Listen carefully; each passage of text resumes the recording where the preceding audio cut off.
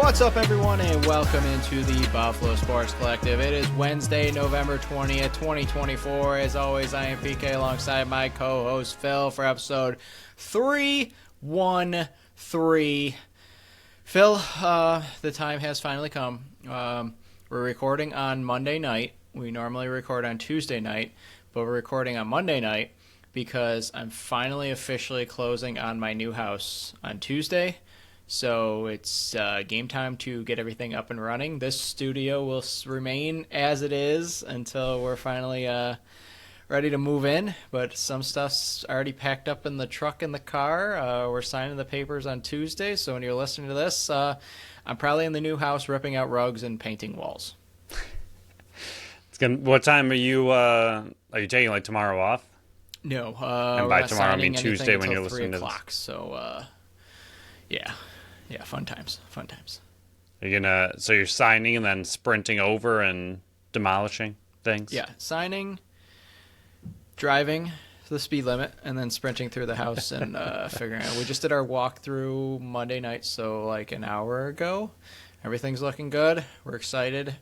It's been an interesting and fun process to get this thing to close, but nothing on our end, nothing on the seller's end, just a lot of bank mumbo jumbo, a lot of hoops and boxes and stuff to check off, and it's times like these where I realize how not bright I am and how much there are smarter people out there that have to write all this, like the underwriters and the lawyers, and just I'm good where I am behind this microphone and doing my day job. I'm much better and more qualified to do that stuff. And even then, I don't know if I'm fully qualified to do either of those things.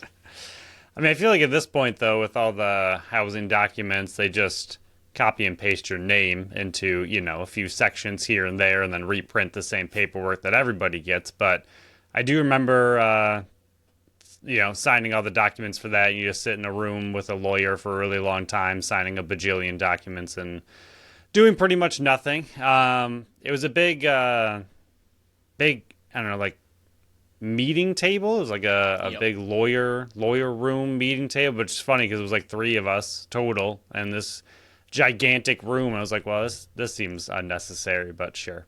Yeah, I remember those as well. And then they were like, hey, you excited? I was like, I guess. I don't know. I just signed a bunch of papers. Sure. I'm excited until I get that first mortgage payment. Yeah, right? Yeah, so if you want to donate to my mortgage clause, you can ask me for my Venmo. I'll send it to you. But remember, you can follow us on Facebook, Instagram, Threads, and TikTok at Buffalo Sports Collective.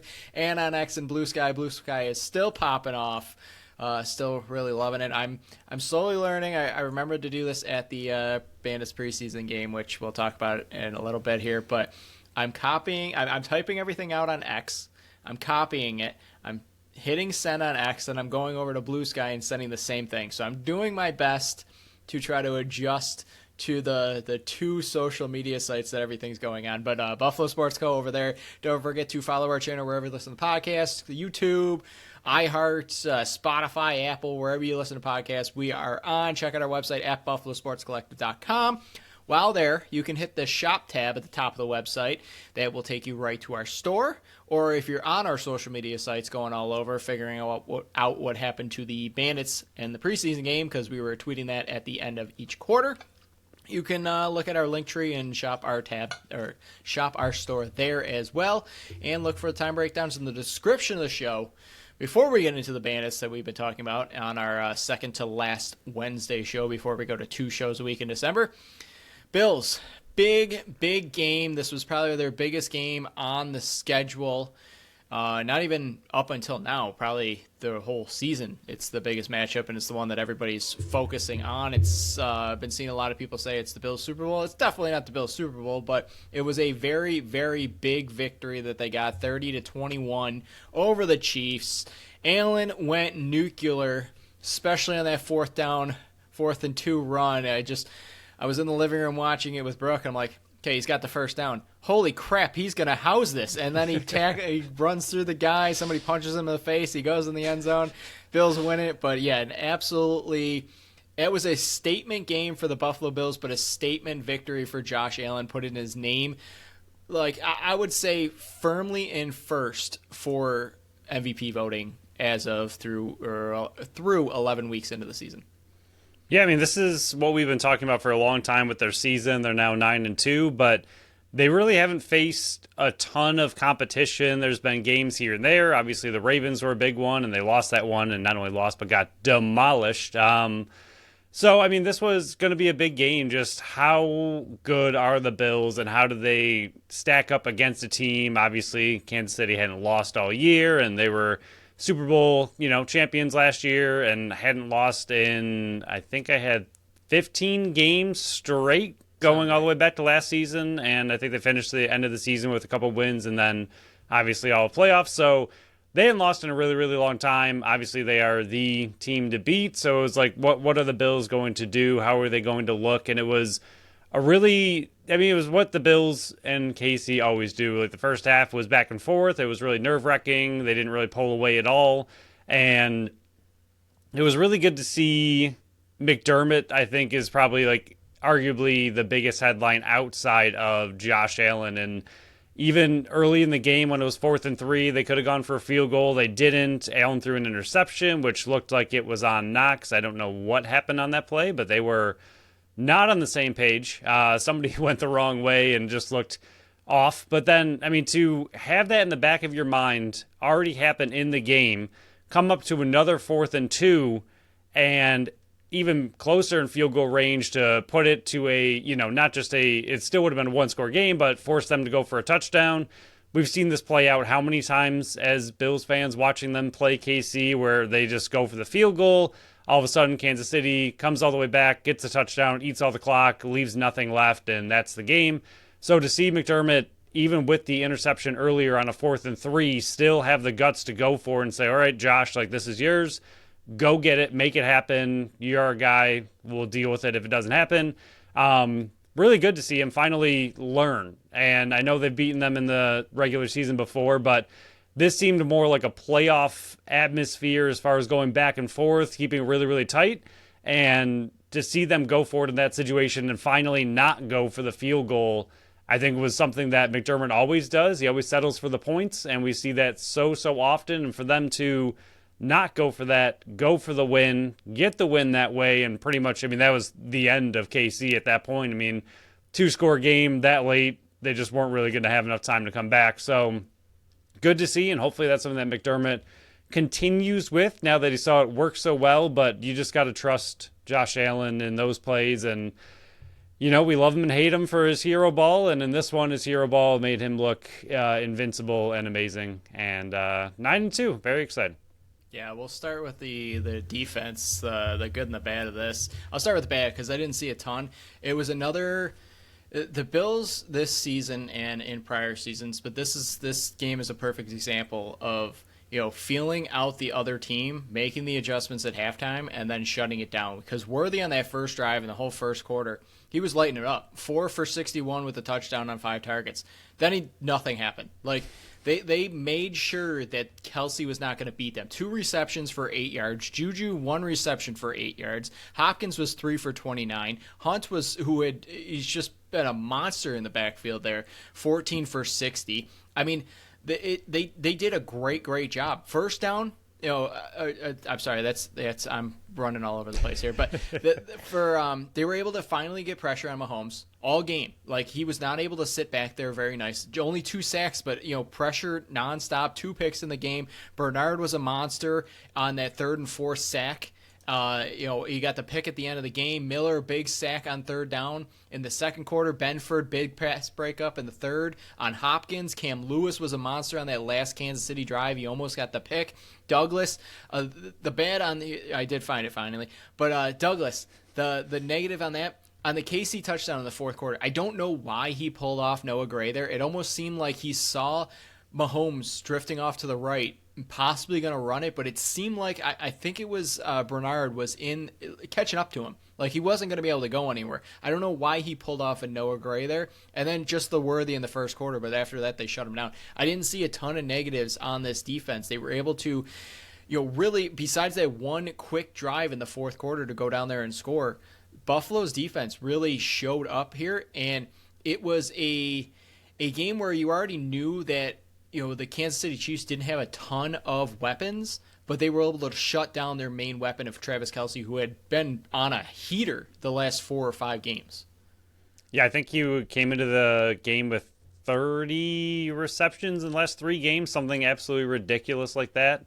So between Kelce, who always kills the Bills, no matter what they do, he's always wide open because that's just kind of the player he is. So to see them shut him down as much as they did, not even just contain him where, he had like an okay game. No, like you said, what was it, 8 yards total? Yep. That is absolutely insane. And then Hunt, we know Hunt at this point in his career isn't amazing, but he has put up decent numbers for Kansas City since coming back. So to see the Bills shut the run game down for the most part, other than his 17-yard run, they did a really good job on defense. Like you said, the QB pressures, 7 times Mahomes was hit and sacked twice. That's something that the Bills have never been successful at in all these games, all the different blitzes they throw at him, all the different looks for having such a good defense. That's one thing that they just can't ever seem to do is get to him.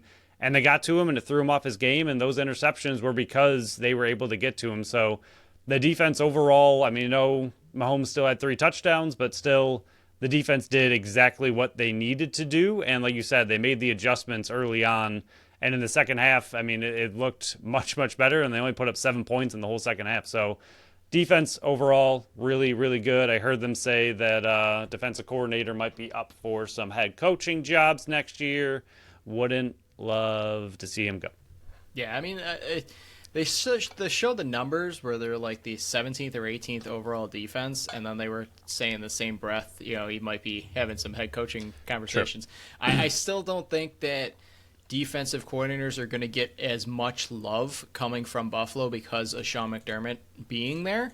But Bobby Babich has been unbelievable this season so far with the monster turnover that has been there, and Matt Milano's on his way back as well. So with the offense though, big conversions on third down absolutely saved him. 9 for 15 on third down. Samuel was a monster in this one. He also drew the long DPI, which he's not going to get credit for on the box score, but he was the one that got dragged down there. Otherwise, he probably would have came up with another big catch. Allen's monster 4th and 2. You already credited Sean McDermott for going for it. That's and their statements after the game further proved why the decision was right. Because they just get it that you can't just go up 5 and give the ball back to Andy Reid and Patrick Mahomes, because we've seen the same thing, not just with the Bills, but all over the league nonstop. You give them time, they're going to come back and score. If you go up 9 there like they did, it's tough to come back from, and they just proved it. No sacks allowed. You did this without Spencer Brown. You did this without Keon Coleman. You did this without Dalton Kincaid.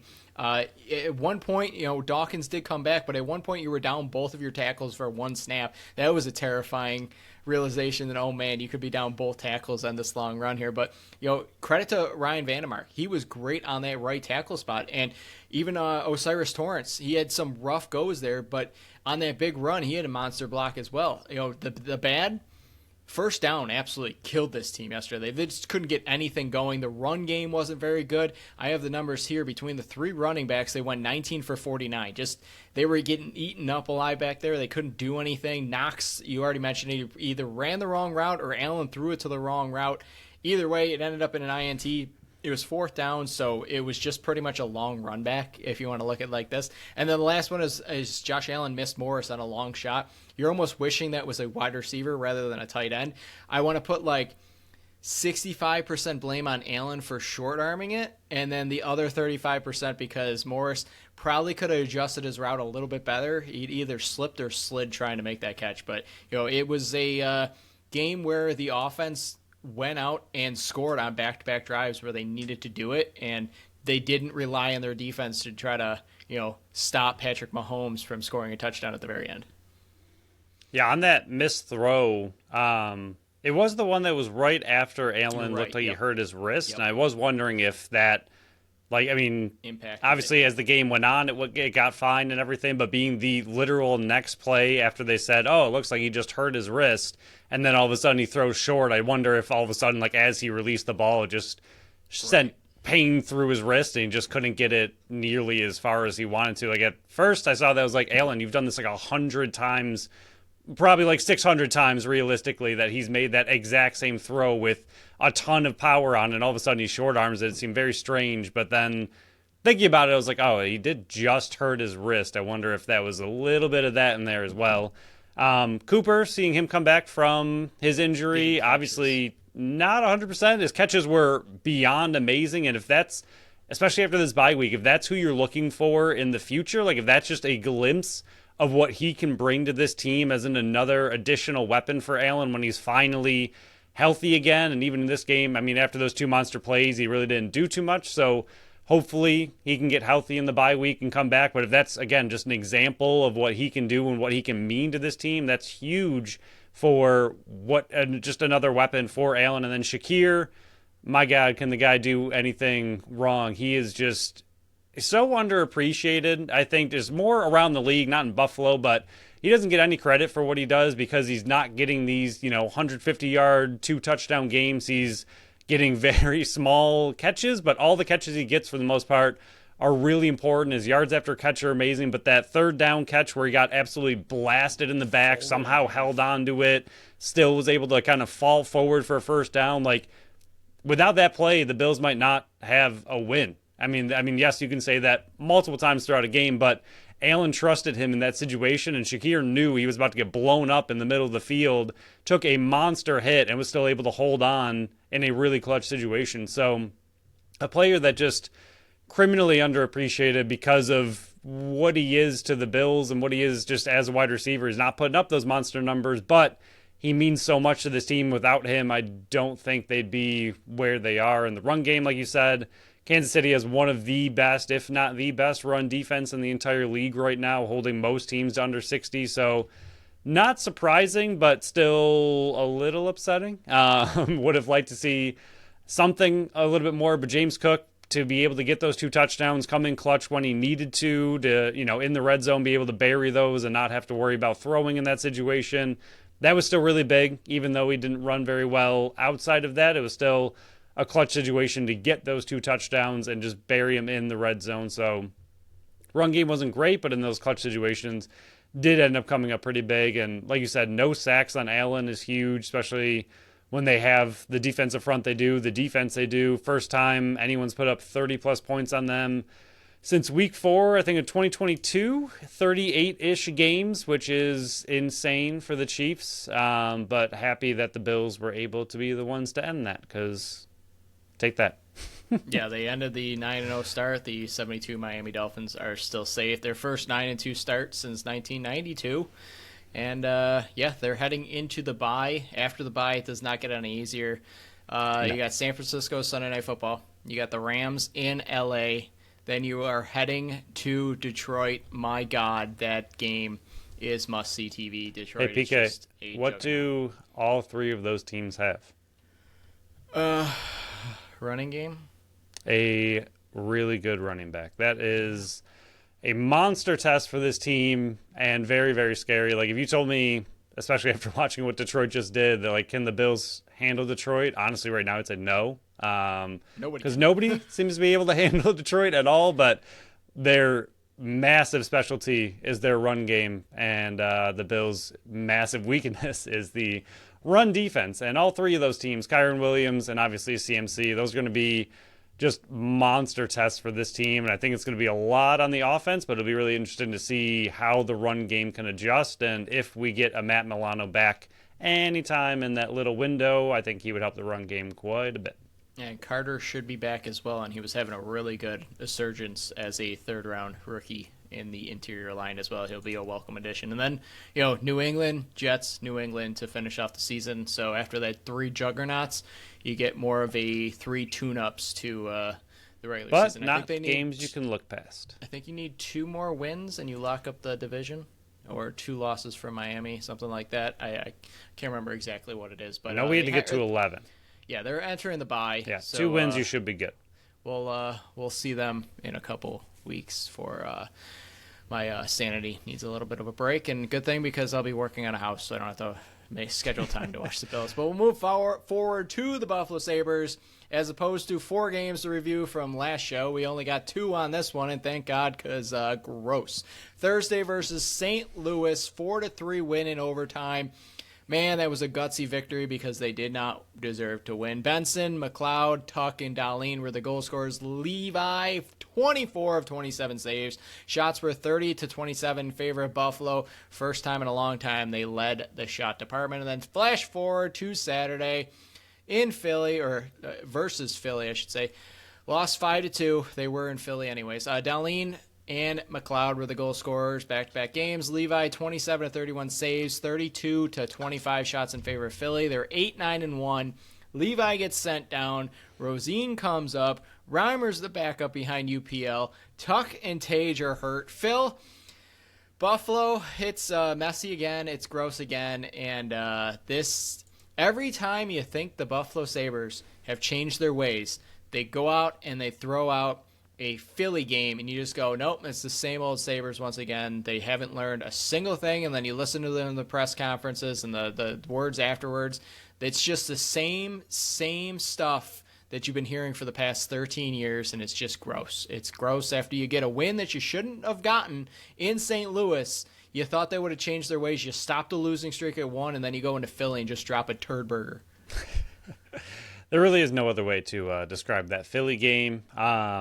I was watching the highlights, trying to take notes, and I had no notes. They played absolutely terrible. The first game, though, St. Louis, I thought McLeod looked really, really good. I believe he got the upgrade to second line there, and honestly, top line. Sorry, and I know he's not supposed to be there, obviously, but for him to go to the top line, he looked amazing. Like, he's not supposed to be that player, and realistically the Sabres don't need him or want him to be that top line center, but he looked really good. Like, him, Benson, and Tuck on that line together, they were making some serious magic happen. His pass behind the net back to Tuck where the goalie was going the opposite way, I mean, that was incredible. He had a few other he looked so comfortable as a top line center for a guy who realistically is like a third line center on a really good team, and again, wasn't brought in by any means to be a top-line center. He's not supposed to be, but he looked really good. Benson looked really good. I like him as a future player. His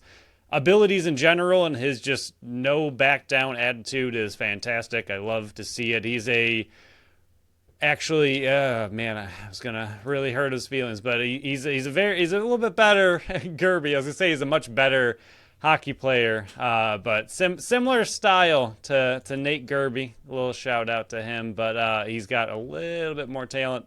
But good to have one of those back on the team. Overall, I thought the St. Louis game, like you said, did they deserve it? No, but did they go out and get it? Yes, and that was exciting to see. Like, that's what you want to see, a game that you don't necessarily deserve to win, but you do. You come out, you find a way, and you win it. Like, those are the games you want to see from this team. Like you said, maybe they're, turning the corner, and then they go out and Philly I have no idea what that game was. Dahlin honestly terrifies me right now. He seems like he's playing so bad. I don't know, like a lot of the plays that you see the goals that go in, he's on the ice. He doesn't look confident in himself. He doesn't look like he's flying around. I know he's more of an offensive player, but like his defense seems off, and same with Power. His defense also seems just off. Like, for these two powerhouse, supposed to be all-star defensemen, they don't seem to be playing as well as you'd expect them to be, especially Dahlin being the captain. There's just times in both games where you kind of look at him and just, what are you doing out there? And just mistakes being made, and just not the level of play you expect from what should be a top 10 defenseman in the entire NHL. Yeah, I don't have much more to add. I mean, the St. Louis game, you got the win when you're down UPL and Tage. It's a game. It's a prove it game where good teams are supposed to win those games, and they don't ask how you ended up winning at the end of the season. They just count up how many wins you got, and you got it. And getting more shots on net was a big statement. And after the last 3 games before that, they weren't really getting shots to the net, and they were just kind of winning those games.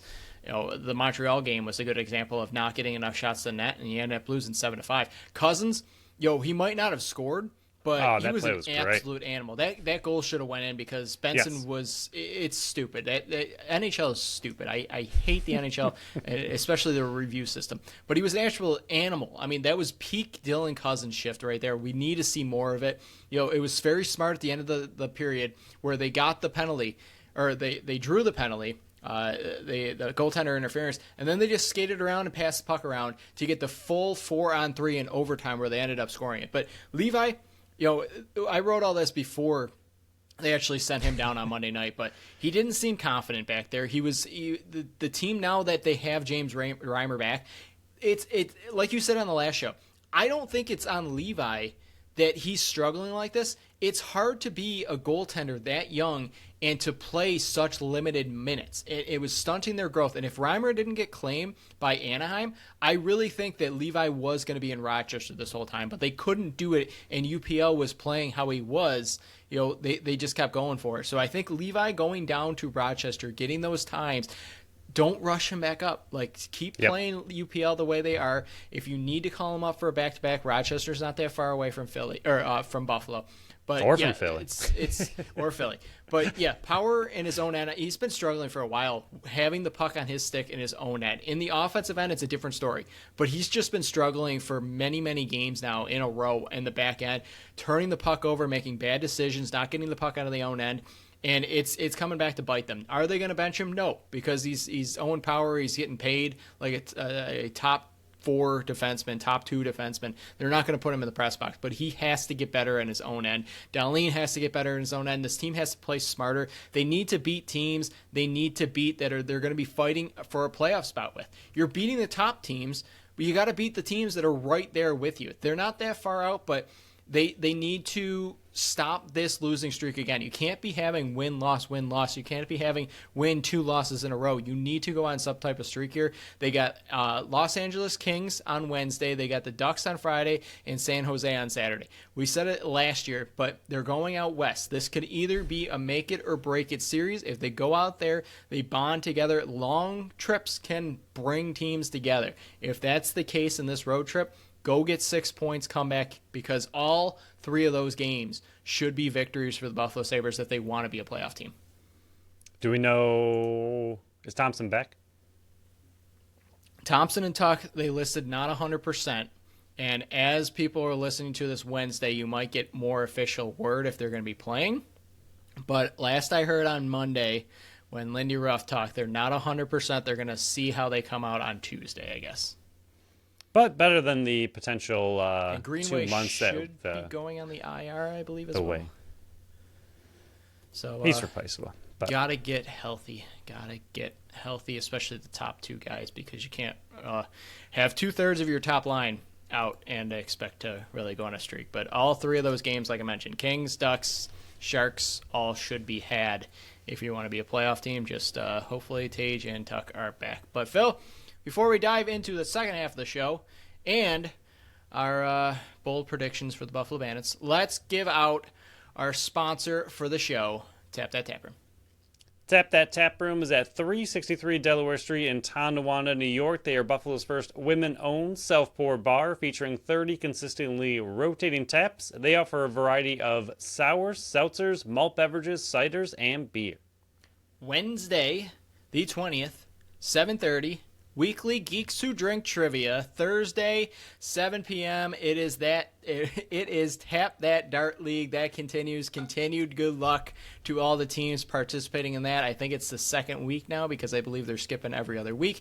Friday the 22nd, 3 to 7. Happy hour time. The whole bar wall is discounted. Check out last week's reel that we put on Friday to advertise that. If you want to hear our suggestions, I got to check if those suggestions are even still on the wall. But if you want discounted beer and to try new stuff, like Phil just mentioned, Friday's the time to do it between 3 to 7. That same day, 8 p.m., live music with Tom Nowensian.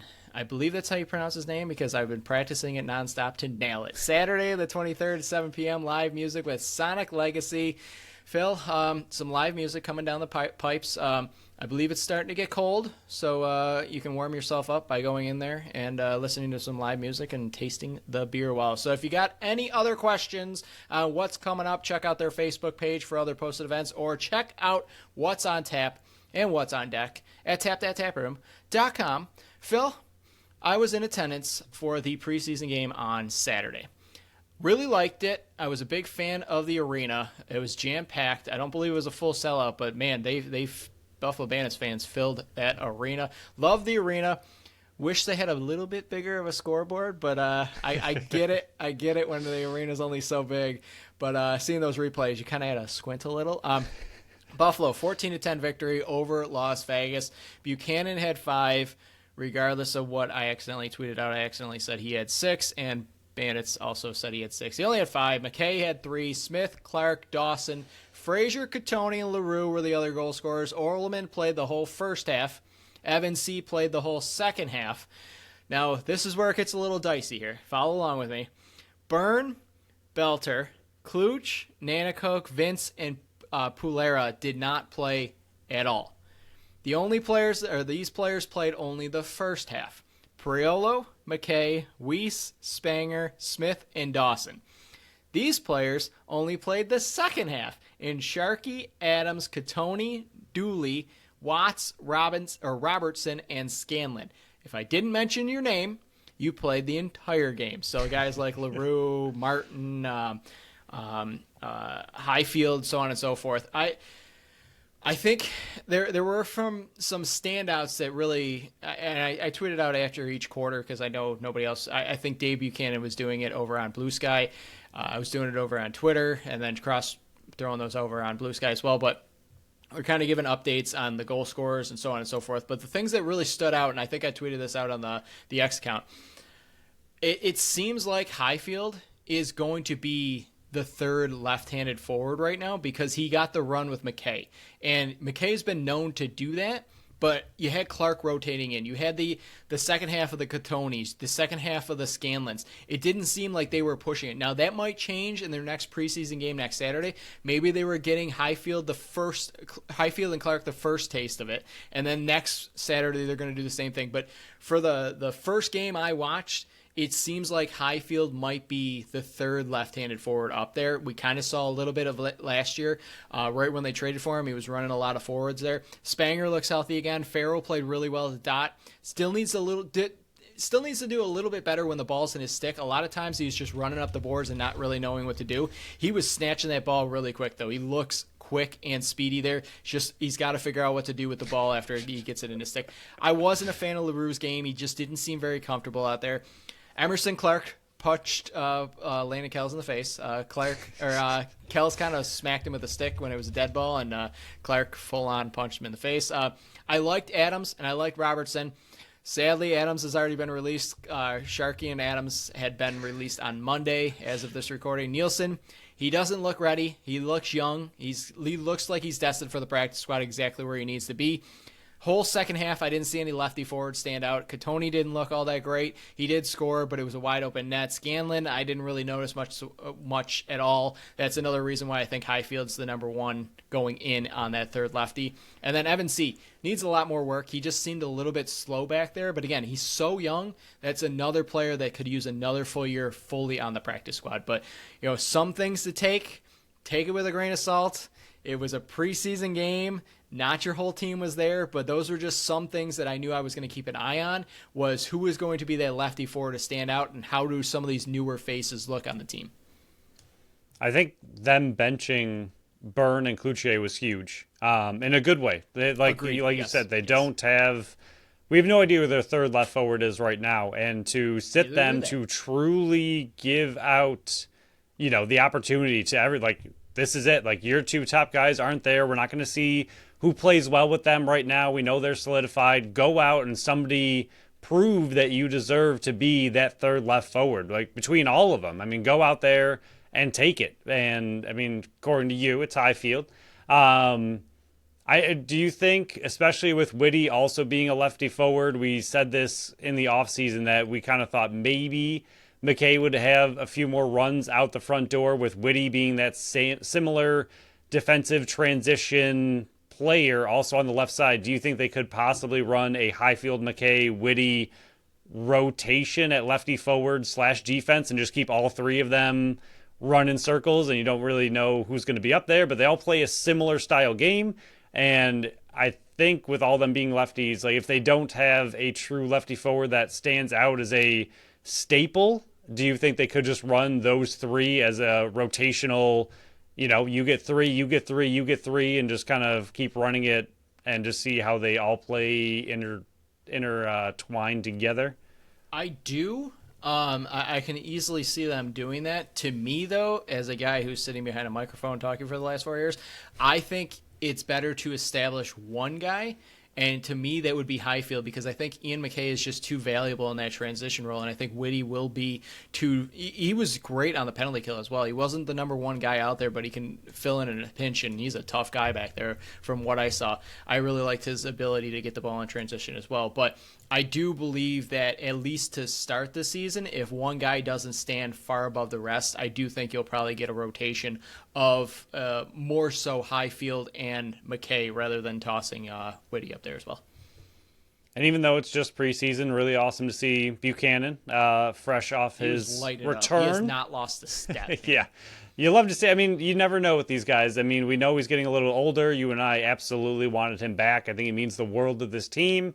And we already said it a ton of times. He's not really replaceable in our opinion. And for him to come out in the first preseason game and put up 5 goals is fantastic. It's exactly what you want to see, not only just for his age, but to see his own confidence. I'm sure he hasn't lost any of it, but I mean, to put up a 5 spot is pretty dang good. LaRue, where was he playing? Was he playing defense? He was mostly defense, yeah. Okay. And you just didn't like what he was really doing out there? It didn't seem like, again, this is only going to be his second year fully on defense. And he's still, I think, 11 or 12 years old. Yes. It's just, he didn't seem as fully confident in what he was doing.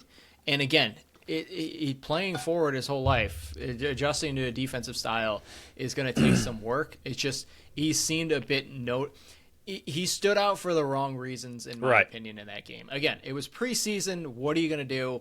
But it was one of the few negatives that I really stood out.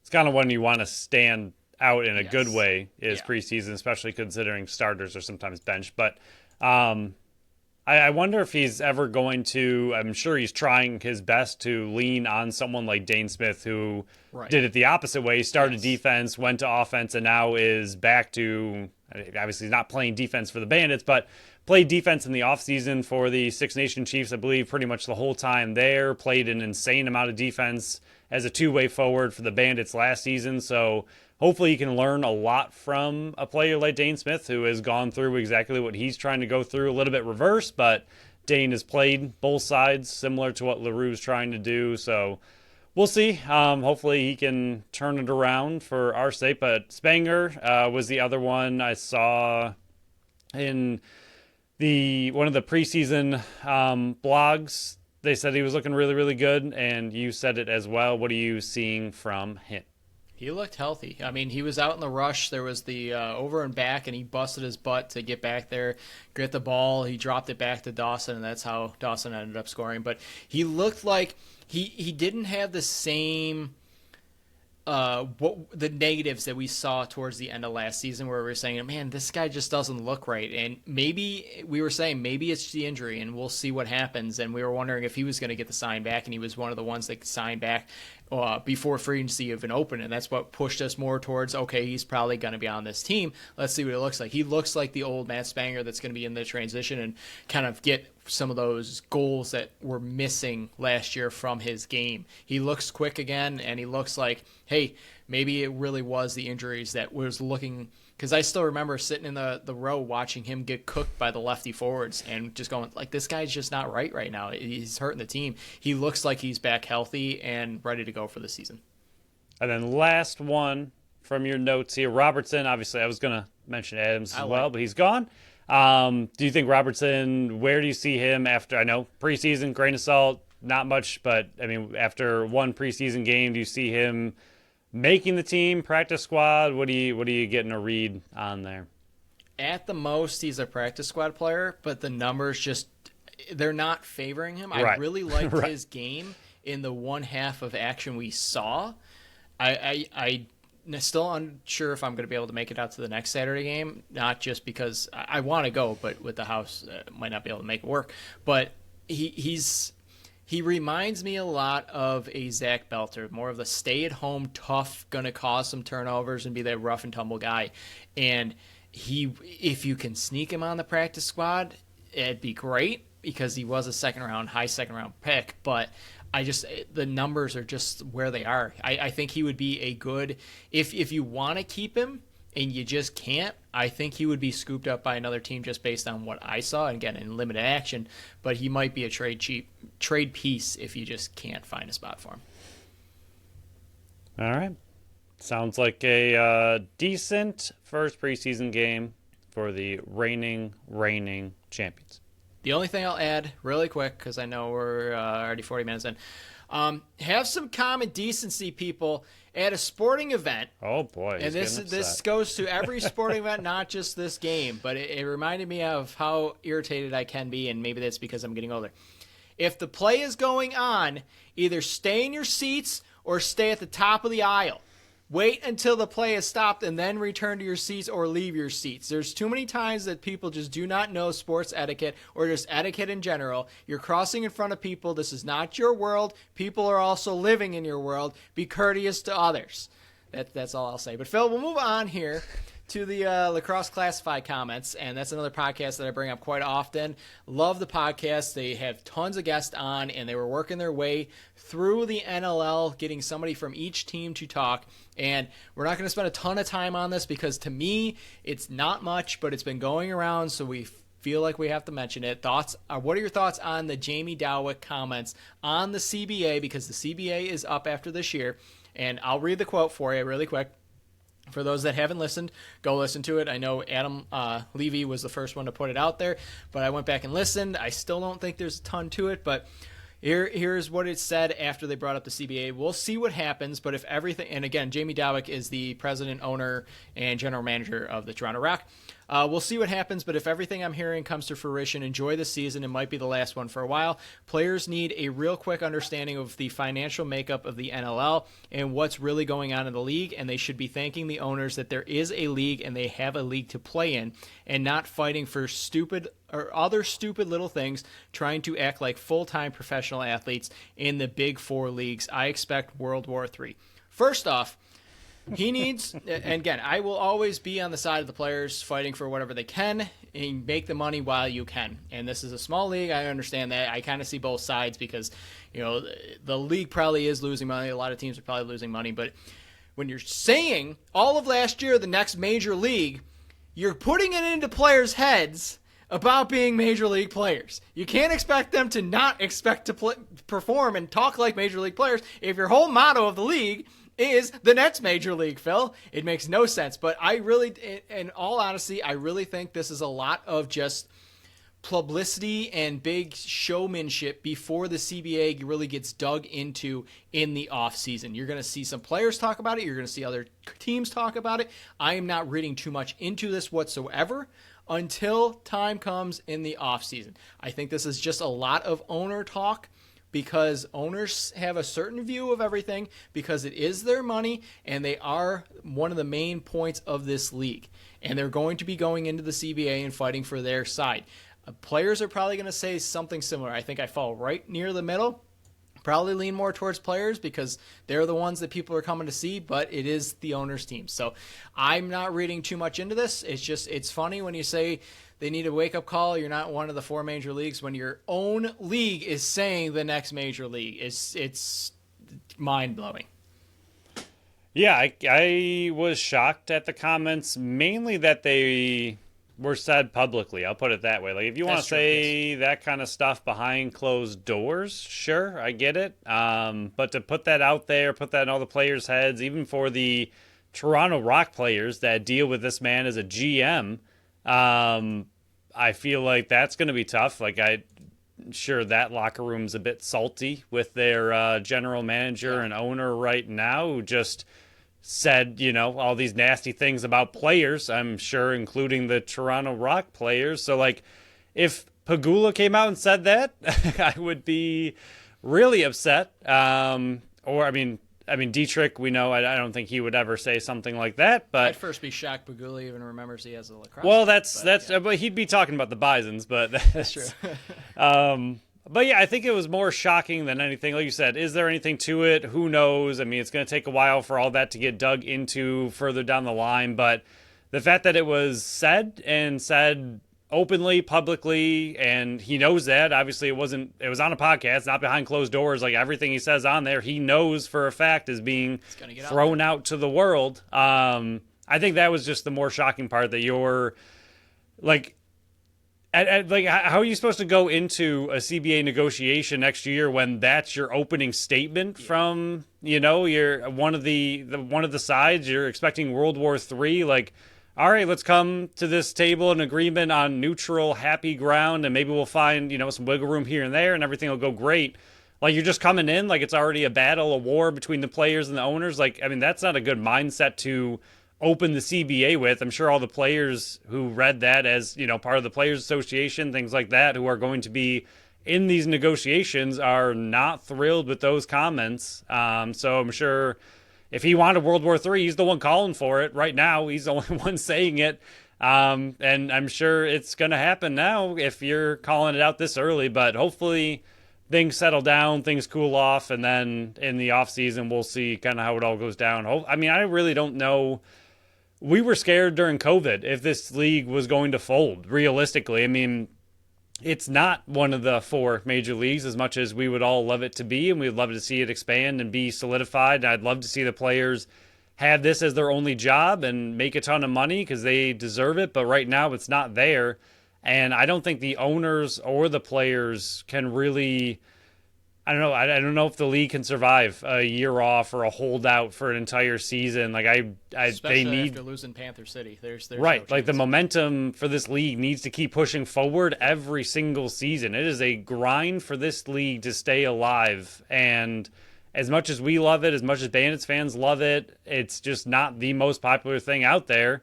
So if it took a season off, I think it'd be a massive setback for the league. And I think the league knows that. I think the players know that. So hopefully in the offseason they come together and get it all sorted out and figured out, because I really don't think this league could survive a holdout. So just shocked more than anything, but I don't know, wild comments to be heading into a CBA, just starting it off like that. I mean, not the best move in my opinion, but we'll see how it goes. Especially when everybody's supposed to be getting excited for this league, saying, yeah, hey, come here. This might be the last one for a while. Yeah. Get excited because this is it. I'm sure the lawyers that are fighting on behalf of the owners probably called them up and just go, dude, what are you doing? What are you doing? But whatever. Like I said, I'm not reading too much into it because we still got a year. But Brett Frood, this is where you earn your money, man. Bring everybody together if you can. But yeah, we'll go into our 3 Bandits Bold predictions now because I'm tired of talking about Jamie Dawick and his comments on the CBA because it's November 20th and that's not going to be a worrying in my head until the end of May. We got a season to deal with. We got a whole season to deal with, and we're starting it here. Last year's bold predictions, I had ones that some hit and some didn't. I had by year's end, Bandits will have a 140 goal scorer. That was Josh Byrne. Nailed it. He had 53. 330 goal scorers. So technically I nailed that because Dane had 30, Kluch had 30, and Frazier had 31. Just thought Nanticoke was going to be in there. I had 120 goal scorer. Technically there was 2 because Nanticoke and Bucky. I had Frazier. And then 4 10-goal scorers. I had Bucky, McKay, McCulley, and Dylan Robinson. Only McKay had one of those ones. Bucky moved up a category. My second one was Cam Wires was going to lead all rookie defensemen and cause turnovers and be named first team defense. He did not do either of those, but he was tied with 20. Owen Grant had 25. Callum Jones had 23. My third one, Dane Smith will finish the season with 100 assists and be the first player ever to reach that mark and break his own record. He did that. My honorable mention, Bandits will have 2 games over 20 goals scored in a game. That did not happen for Phil. He had 3. 1 of 3 hit. Bandits will be the highest scoring team in the NLL. They led with 237. Halifax was 228. Fraser gets to 40 goals. Like I mentioned, he had 31. Bandits will only lose 3 games, going 15-3. They went 11-7. As Phil is typing right now, I forgot about the honorable mention one because I only listened after the 3. Phil, give yourself some flowers here. Yeah, my honorable mention last year was that Josh Byrne would finally take over Dane Smith in points, and he crushed them by 1. But they both led the league. Smith. Take that. It is crazy impressive when both of them led the league in points. It's not like they were 10th and 11th or 9th and 10th, and he beat him by 1 point. He beat him by 1 point to lead the entire league. So he had his massive breakout season that I was expecting, hoping, and it came true. So yay. So we're going to hope we do a little bit better. I remember last week I didn't have last year's, so I went back and got those. I stupidly listened rather than just look for the actual graphic. I'm dumb. But I'm going to kick this one off, and it's not just because of that jersey right there, but my first one is Ian McKay will have career highs in goals, assists, and, yes, points, because if you go career high in goals and assists, obviously you're going to go career high in points. Here are my reasons for this. There's no Brad McCulley for the full season. There's no Brandon Robinson for the full season. They're going to rely on him for this coming season, like we mentioned when we were talking about the game. But they got camp guys like Tate Katoni. They got Kellen Pulera. They got Scanlon. Maybe somebody from outside the organization. Maybe Brandon McCulley comes back. No idea. But even if they pick up one of those guys, somebody has to step up. With the addition of Whitty and being healthy on the back end, I do see Ian McKay taking more shifts at left forward. Now, in 2023, he had a career high with 19 goals. He played more forward shifts that year because of how many injuries they had, with Byrne and Kluch also being hurt on that side. They had to take more shifts up there. Career high in assists his rookie year with 21. His career high in points was 38 in 2023. I think he can eclipse all of those if he plays more shifts on the left forward spot. Again, there's that left forward spot open. That Brandon Robinson and McCulley are out the door. Somebody needs to step up. I personally think right now Highfield is the lead runner, but you're still going to get Ian McKay take some of those shifts. He was unbelievable in the transition role last year. He was tied with Nick Weiss in points last year in that similar role. I know Weiss had more assists than points, or assists than goals, but Ian McKay is one of the more dangerous ones in the transition game. So I really see him topping maybe the 2022 or 2020 22 goals. I can see him around like the 23, 24 assist mark, which will give him around 40, 45 points. So I really think he's going to top all 3 of those and have career highs this coming year. I had 2 that I have had on my mind for a little while now. I had those like solidified for my bold predictions. I was trying to think of a third one, and I did think of exactly what you just had, and then went to your notes. I was like, dang, PK already has it. But for the exact same reasons, I also was going to choose that one. I do think he's going to be relied on currently as your third lefty forward. We've seen it before when the Bandits were extremely injured 2 years ago on offense. He was their main fill-in lefty forward, and even in this preseason game, he already put up 3 goals as a lefty forward. So good to see him even starting preseason that well with his offense, but I do think he's going to step into that role more and more. And honestly, even if the Bandits don't necessarily have him going out the front door, he loves calling his own number more and more recently. I think he's getting just more confident in that role as a lefty forward, and especially since 2 years ago when he was called upon to come out the front door. I think last year we saw him call his own number a lot and just stay on the field from defense to offense, because I think he really gained some confidence in his offensive ability 2 years ago, and I think that will continue this year and probably take off like you are predicting. Phil, what's number 1 for you? My number 1 and number 2 kind of go hand in hand, but number 1 is Paul Dawson will lead the league in blocked shots. Last year, he was 3rd with 25. The league leader was Robert Hope with 28. The top 8 players, though, had 23. So there's competition. There's people that finished right around him. But with the Bandits alone last year, Dawson had 13 block shots in 6 regular season games and 12 block shots in 5 playoff games. If If you're doing the math, 11 total games with the Bandits. He had 25 block shots. That's averaging 2.27 a game. Stretch that out over 18 regular season games. You're looking at close to 40 blocked shots, and that crushes Robert Hope's 28. It also would set the single season record. It's currently only at 29 because it was just being stats started being tracked in 2022, so the record is not all that high.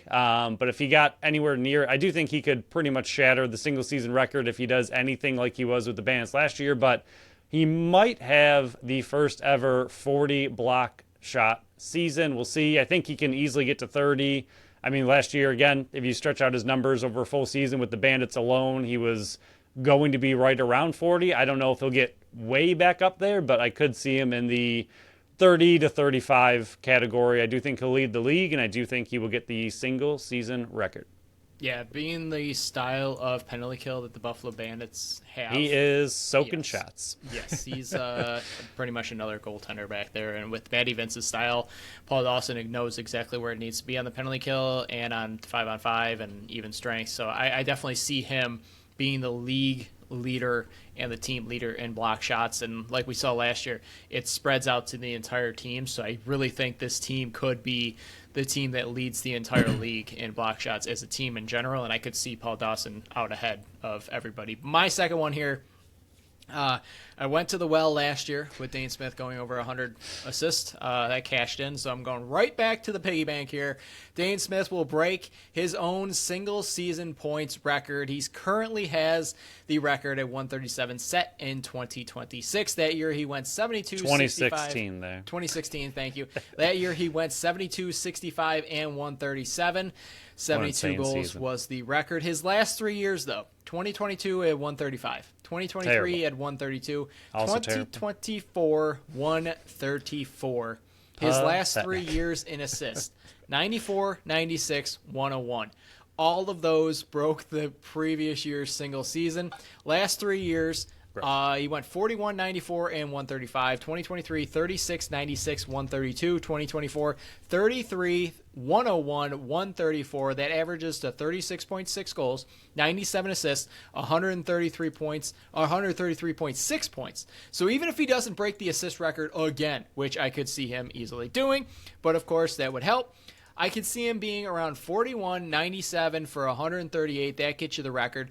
He only needs to average 4.4 more goals than he did the last 3 years on average to keep his assists going average as is at 97. I really think he can do this because we saw early in the season he either wasn't taking his shots or the shots weren't falling. If that starts again this year where his shots are falling though, think of how many more points he could have had if he was actually shooting rather than just taking that extra pass to try to get the assist and set up everybody else. If he becomes just a little bit more selfish, how many times did we come on the show last year and say Dane Smith has to be a little bit more selfish and a little less unselfish? If he starts putting the ball in the back of the net a little bit more than he has in recent, because you saw 41, 36, 33, they're going down a little bit more. If he can skyrocket those shots just a little bit more, I think those goals will start flowing as long as the assists continue. I can see him beating that. It's got to happen. I mean, you got 135, 132, 134. What's a couple more points, Phil, right? I mean, I'm sitting here behind a podcast talking to the mic. I'm just saying, what's like a handful more of points in a season? Come on, Dane. Will he get to 140? That is the question. He's the one that gets to... over or 72. 150. Why stop at 140? That's 160. Come on now. His last 7 games, he did average 3 goals per game. Early in the season, he was struggling. The first 7 games, he only had 3 total goals. So, that's what I mean. First 7 weeks. Sorry, 1, 2, 3, 4. First 5 games, he only had 3 goals. And then the last 7 games, he was averaging 3 goals a game. So, get that first little slump out of there. He had 2 goals last year, or 2 games last year of 5 goals each, which is a monster game. Like you said, just a little bit better, and he's still got his best friend and also incredible player Josh on the other side to help him with all of those ridiculous points to score. So he's pretty good, is really what it comes down to. He is. Phil, what is pretty good for your number 2? My number 2 is that Vince will once again be goaltender of the year. He's too old. He's too old for that. Yeah, that's what they've been limit. saying for the last 4 straight championship appearances and 2 victories. Oh, man, the amount of people that have tried to get rid of Vince over the last 4 or 5 years. He's here to stay, and he's really, really good. I'm glad that nobody listened to the Vince haters. We are on the right side of history here, Phil. Yes, we are. So last year, Rose finished with 9.18 goals against and a 81.6 save percentage. Both were ridiculous. However, if we go back to the 11th game last year against Toronto for the Bandits, which was the arrival of Sir Paul Dawson, who was here for a whole year, and you include playoffs, Vince had an 82.33 save percentage, which is disgusting, and a 9.09 goals against average, also pretty disgusting. So for a very long stretch of games there, math is tough. That is 11 games, right? That sounds good. Checks out. So 12 games? Maybe 12 games. But for that long of a stretch, he had the numbers that Rose had all season long. If you give Vince a healthy defense with Wires on his second year, Belter playing a full season on his second year, give him some transition, give him Dawson back there for a full season. I think the end of year Vince that we saw, who was immaculate with those numbers that were even better than goalie of the year, Nick Rose's also ridiculously incredible numbers. I think we can get possibly a full season of that. It'll be very tough because those numbers are insane. But if you give him a healthy defense with Dawson back there teaching everybody, getting everybody in line, and again, you give Belter a second year, you give Wires a second year. They both came on really strong at the end of last year. Give them a full off season, a full year to really settle in, not be rookies anymore. I do think Vince can rebound from his incredible end of the year last year and a little bit of a slow start, but he showed exactly who he is in playoffs, and since Dawson showed up, he was really, really good. Yeah, everybody knows my opinion on Matt Vince. Everybody knows your opinion on Matt Vince. Everybody knows this show's opinion on Matt Vince. He's the greatest that's ever done it. He's the greatest that will ever do it. The only thing that might hamper him here, and this is a big might, is what we saw at the beginning of last season. And I completely understand the defense was very, very injured. They did not have Paul Dawson. They did not have Zach Belter, so on and so forth. A lot of players were injured back there. But we were also the same ones that were... Cam Wires was his rookie year. We were also the same ones that were saying he's just not making those big-time saves we had seen in the past. Then he got hurt, he came back, and then he was making those big-time saves along with the great defense in front of him. The only thing that I'm a little bit worried about with those numbers is, does he have that same slow start coming this year because he's not playing summer ball? Or is it with the defense in front of him and his friend Paul Dawson in front of him, will he have a quicker start than last year? Again, everything pointed towards the defense was not healthy enough for him to be playing that style. But again, he was not making those big-time saves that we had seen. And that was causing a lot of people to question, hey, has he lost a step? Even us were saying, like, he has not made those big-time saves that we remember. So if he can get past that slow start and be not the prime-time Vince that we've seen in the playoffs that we've seen the last so how many years, but if we can see the typical Vince that we see in the regular season, I do agree he could be goaltender of the year in the making once again. All right, Phil, you're third. I'm going to go with you number 3 first because I want to pound this one home to end the show.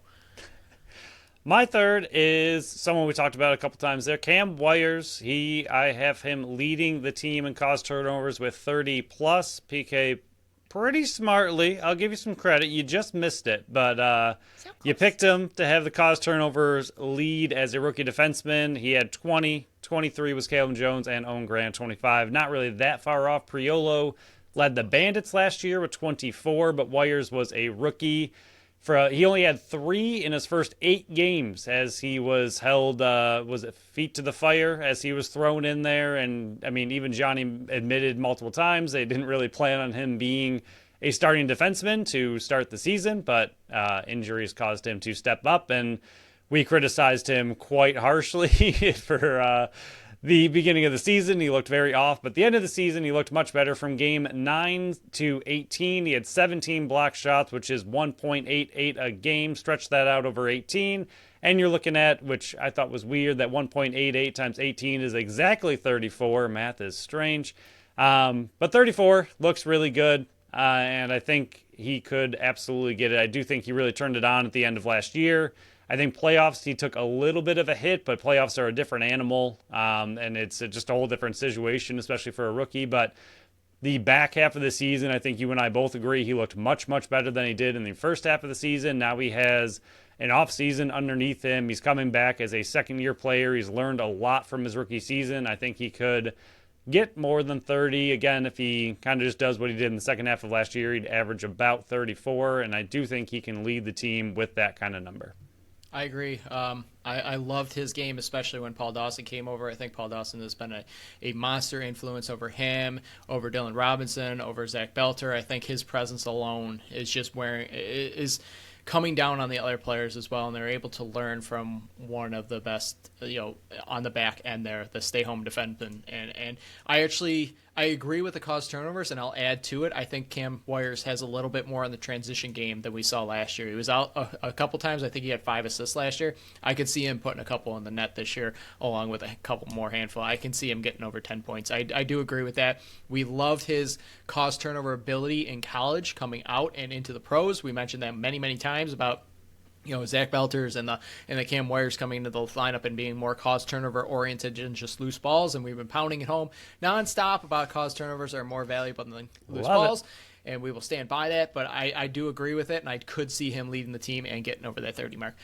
Now, everybody, pay attention here, and this is a big one, and this is one that not only am I predicting, I am demanding that this happens. John Gertler will win his first Tom Borelli Award. Since 2005, the NLL has handed out the Tom Borelli Award for Media Person of the Year. Since then, and this is no knock on anybody because everybody that's won it is insanely talented. Adam Levy won last year. Teddy Jenner is a 2-time winner. Steven Stamp, Jake Elliott are 2-time Stammers. Buffalo's News former and one of the few men in the press box, Bud Bailey, won it in 2011. Many talented people have won this award since its inception in 2005. But it's time to put John where he belongs aside these amazing media people. Not only does he do play-by-play for the team, but he writes those weekly articles. He's constantly with the team, always there. Tom Borelli was with the Buffalo News and was a great source for Buffalo Bandits content for years and years. It's time to bring the award back to its birthplace. It's time to finally give the award to its rightful victor in John Gertler. If he does not win it this year, we riot. I'm announcing this to everybody in Banditland all across NLL. If John Gertler does not win the Tom Borelli Award, we riot. And that will be the reason the NLL does not exist anymore, not the CBA. So if you win it, are you giving it up to John? I will scratch off my name. Actually, I'll probably just take the plate and I'll put a different plate on it. And I want to keep that because I'm a little selfish. But I'll put John's name on it. He'll get the award. I'll just get the name plate. I like it. I agree. It's been out there for a long time, but he has been a staple of the Buffalo Bandits for a long time. Like you said, he's not just the voice. He also does the articles as well, so he has that media aspect behind it. He deserves it. He deserves 20th it. 20th year, too. 20th year. Bring it home. It's a good time. 20th anniversary. It's a good time to win the Media Person of the Year. I like it, and I like the wrap-up. Thank you for letting me go third so you could finish up on that positive note. Phil, I've got a couple passionate rants going in this episode. I see that we haven't had any in this off season. It's been a while. It's been a while since I've done it. I think I had one with the major league players not getting paid like major league whatever, Jamie Dawick, and then the John Gertler. But is there anything else you want to add to this episode before we shut it down and head into our final Wednesday episode? Go Bills. Thank goodness for finally beating the Chiefs this year. I didn't really care who ended up knocking them off. Obviously wanted it to be Buffalo, but I'm really, really happy it was because they need to go away forever. So glad to see it. Go Bills. Okay, we will wrap up this show. There will be no Bills on the next show to talk about because they're clearly on their bye week before heading into the terrible stretch of San Francisco, LA Rams, and Detroit. So we'll deal with that on another time because who cares? We got 3 Buffalo Sabres games to talk about. Hopefully it's all 6 points. We will get the announcement of the Buffalo Bandits and the rest of the NLL's final rosters. They are due on Monday, according to Teddy Jenner. I would not doubt against him being right. So I'm assuming that Monday is the day for all that. So we'll talk about what the roster looks like going into the season. We'll have our first week of the NLL Pick'em coming out on Wednesday. My first power rankings will be out next Thursday. So lots of things are coming down the pipeline as November ends. Our final Wednesday show before we get into 2 shows a week starting the first week in December. So we will talk to you guys all a little bit later next Wednesday. So thank you all for listening to another episode of the Buffalo Sports Collective. You can follow us on Facebook, Instagram, Threads, and TikTok at Buffalo Sports Collective, and on X and Blue Sky at Buffalo Sports Co. Visit our website at buffalosportscollective.com. You can check out our store on our link tree or on our socials by hitting the shop tab at the top of the website or, like I said, the link tree. Follow our channel wherever you listen to podcasts, and make sure you leave us that review on Apple and Spotify. Until next time, bye-bye.